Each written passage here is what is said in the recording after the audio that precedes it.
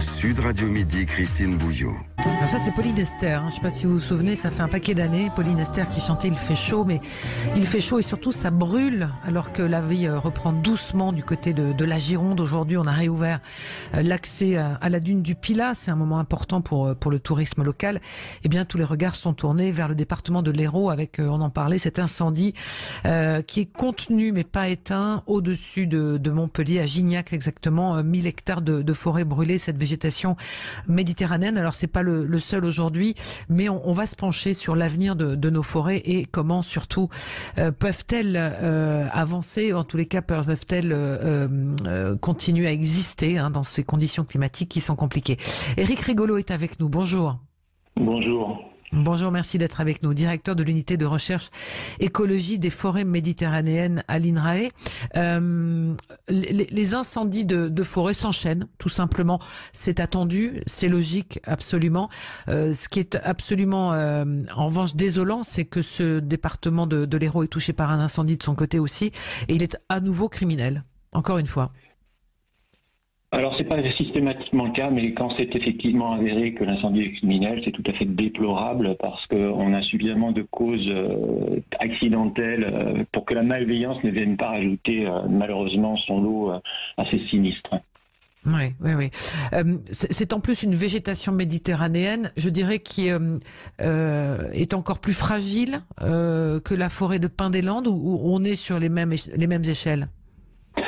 Alors, si vous voulez, la végétation méditerranéenne, elle est relativement résiliente aux feux de forêt parce qu'elle a évolué dans un régime de feux de forêt. Mais le problème, c'est si ce régime de feux de forêt change, à ce moment-là, les adaptations qui ont été mises en place au cours des temps évolutifs vont être prises en défaut et on risque effectivement de remettre en cause la survie même des forêts.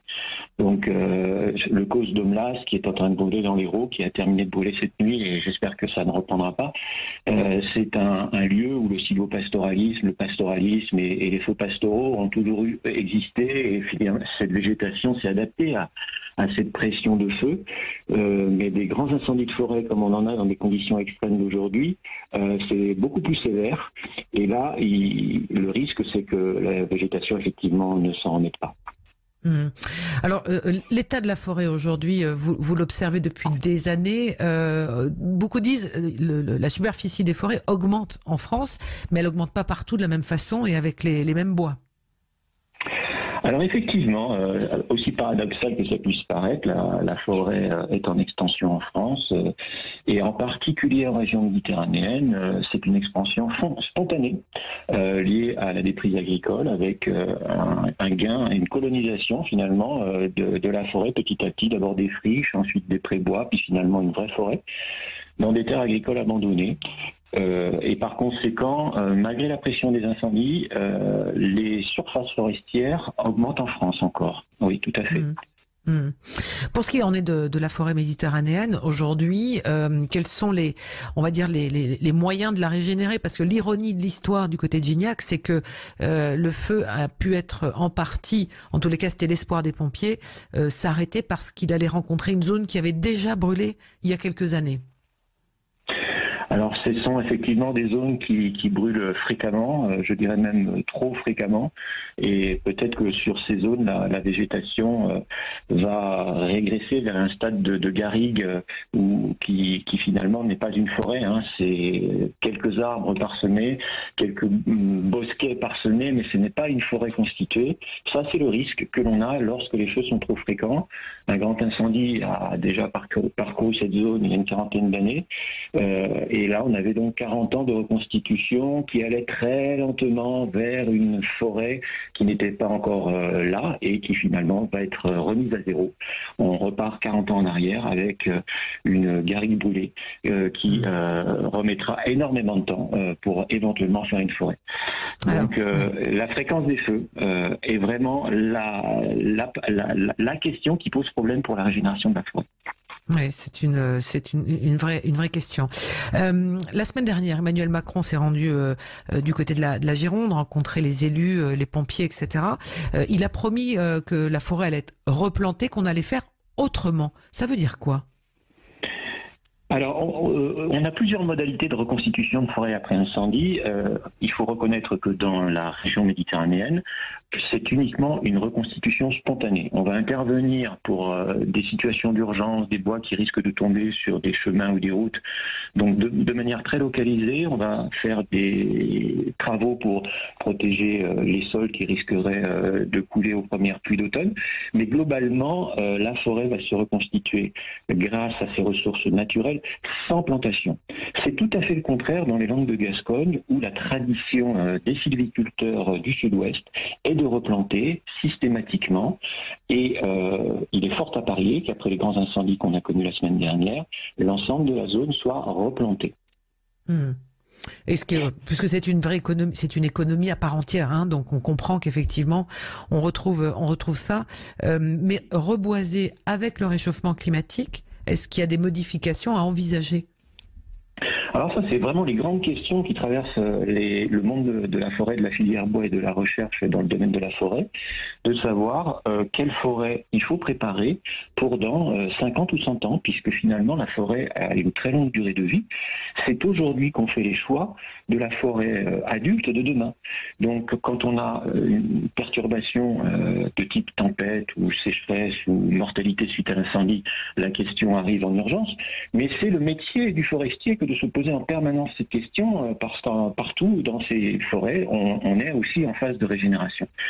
Alors, le choix des essences, c'est-à-dire des espèces d'arbres, est un choix crucial.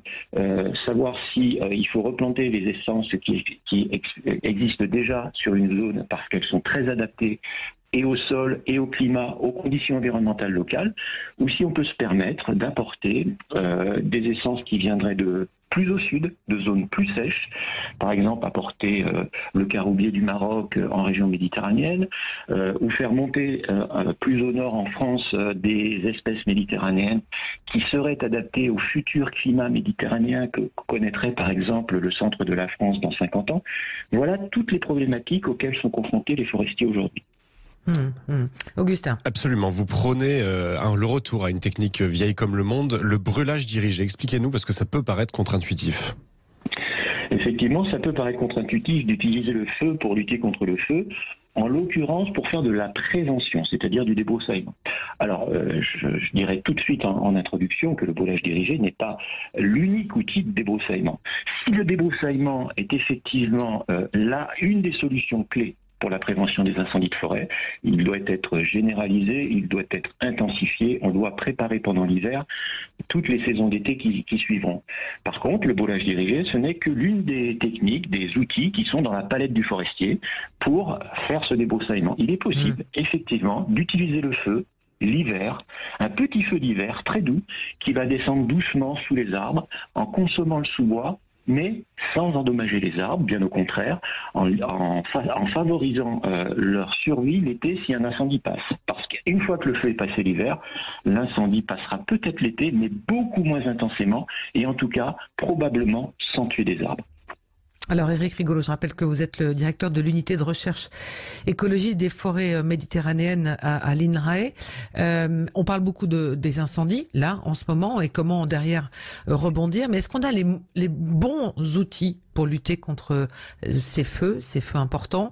Il y a eu un long débat autour des moyens aériens, des moyens terrestres. On a vu les hommes, les différents pompiers venir de toute la France sur la Gironde. Mais je dirais aussi au long cours.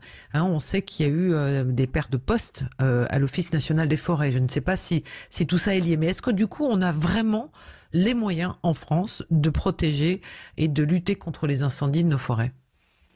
Alors encore un paradoxe, finalement les surfaces incendiées en France, lorsqu'on regarde les statistiques sur les 20-30 dernières années, ont plutôt tendance à diminuer, parce que globalement le système de prévention et de lutte est efficace. Mais, et c'est là qu'il y a un mais, les années de conditions climatiques exceptionnelles, de conditions météorologiques exceptionnelles, comme on est en train de le vivre cette année, et malheureusement comme on est en train de le vivre de plus en plus souvent, à ce moment-là, le beau système qui fonctionne bien est dépassé.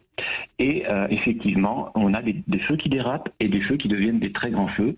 On ne parle plus de feux de quelques hectares, mais tout de suite, on parle de centaines, voire de milliers d'hectares. Et, nouveauté, ces feux durent plusieurs jours. Donc ça use les hommes, ça use les matériels. Ces feux sont simultanés. On l'a vu en Gironde et on a actuellement encore plusieurs feux qui se déroulent sur la Seine méditerranéenne. Donc les moyens sont dispersés et clairement on ne peut plus mettre un camion devant chaque maison, on ne peut plus mettre un canadair sur chaque feu. Donc on a une sorte de course en avance lors de ces années extrêmes qu'on a perdu d'avance.